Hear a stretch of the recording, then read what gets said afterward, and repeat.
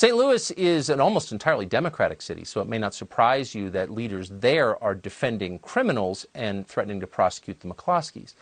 But Missouri is not an entirely Democratic state. The governor, the attorney general, the state legislature are all Republican.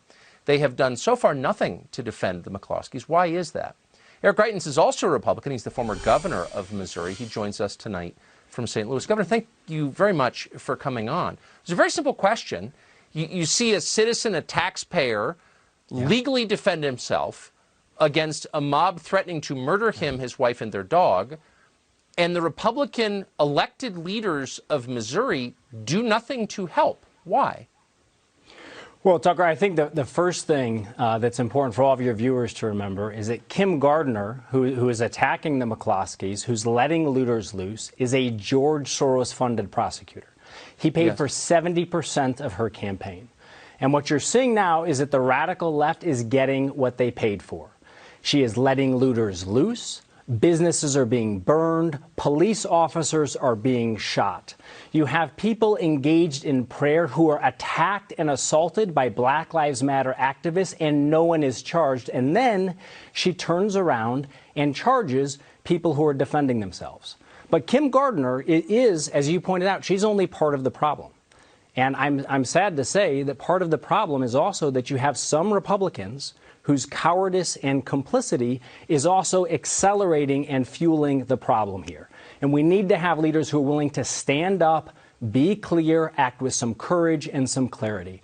Tucker, I talk to police officers every single day, and they tell me the same thing. There is no leadership. There is no direction. There is no clarity. There is no plan. We need to have leaders who stand up with compassion, with clarity, with courage to bring peace.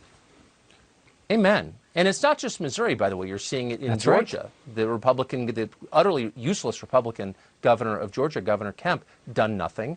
But in the state of Missouri, and I've got nothing against, personally, I don't know the governor of Missouri, but why didn't he send state troopers to defend the McCloskeys or anybody else who was being threatened, whose lives were being threatened? The police don't help. The prosecutor threatens them. He issues some statement about how he supports gun rights. Really?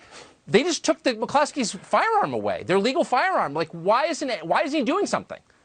Well, look, you have a cowardice problem, Tucker.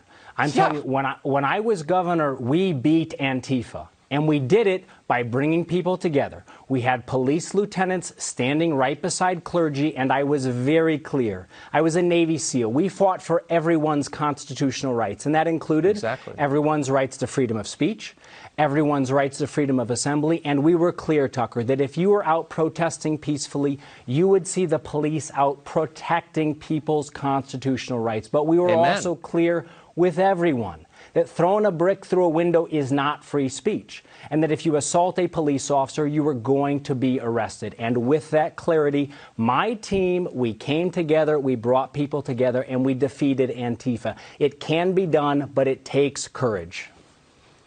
I don't think anything you said is complicated. I think it's a very straightforward template that Republicans and Democrats could follow. Take the side of the people who obey the law, who pay the taxes, who make this country a good place, and against the people seeking to destroy it. I don't know why your words aren't tattooed on the forearm of every leader in this country, and I'm grateful to you for stating the obvious. Thank you. You're welcome, Tucker. Governor. Thanks to be on. Good to see you tonight. Good to be on. Thank you.